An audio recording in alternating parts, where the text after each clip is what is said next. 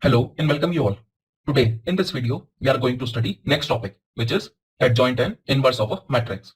Student, an adjoint is nothing but a matrix which obtained by doing transpose of cofactors of square matrix A.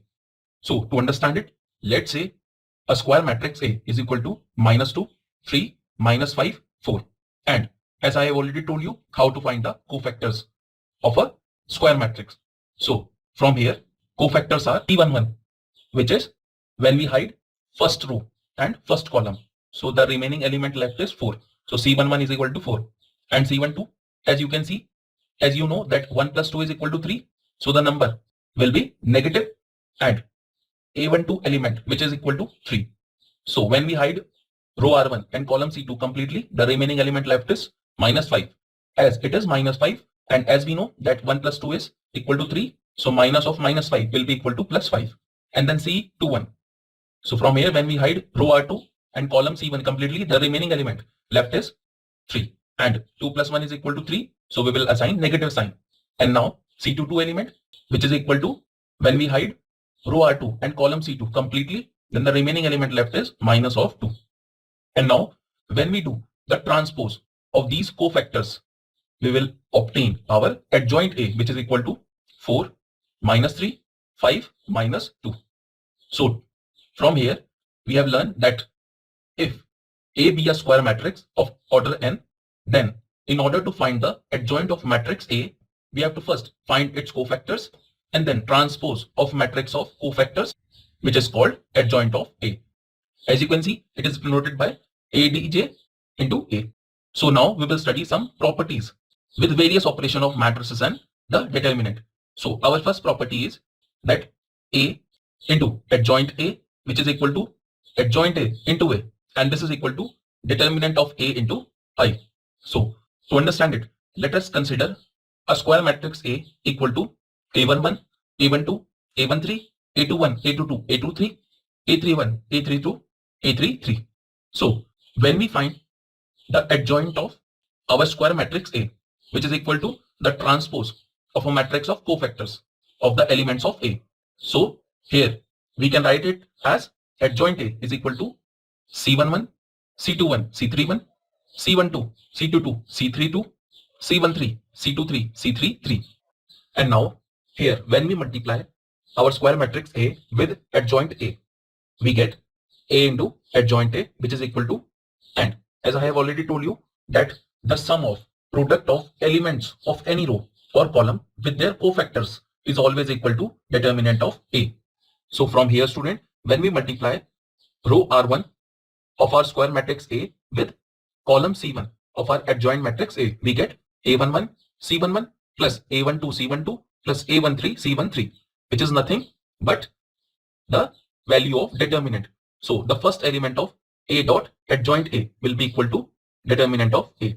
And now when we multiply row R1 of our square matrix A with second column of our adjoint matrix A, we get A11 into A21 plus A12 into A22 plus A13 into A23. And this I have already told you that if the sum of product of elements of any row or column with the cofactors of the corresponding elements of some other row or column is 0. So the second element of adjoint A will be equal to 0. And similarly, student, we will find the rest element of A dot adjoint A matrix. So from here, as you can see, we get determinant A 0, 1, then 0, A determinant 0, and then 0, 0 determinant of A. So from here, when we take determinant A common, in bracket, we get the identity matrix. So here we have proof that A dot adjoint A will be equal to determinant A into I. And this is equal to adjoint A into A. And now our second property is that if A and B are two square matrices which are non-singular, and as I have already told you, in a non-singular matrix, the determinant is not equal to 0. So if we have AB is equal to BA is equal to I, then from here we can say that B is called inverse of A and A is called inverse of B. And now our third property is that determinant of AB will be equal to determinant of A into determinant of B. Now our fourth property is very, very important, in which if A is a non-singular matrix, that is determinant is not equal to 0 of order n, then the determinant of adjoint A will be equal to determinant A to the power n minus 1. So to prove it, as we know that the multiplication of adjoint A with A matrix will be equal to determinant of A into I.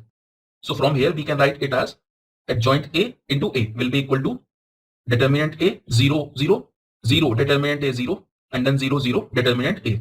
And now when we take determinant on both sides, we get determinant of adjoint A into A will be equal to determinant A 0 0 0 determinant A 0 and then 0 0 determinant of A.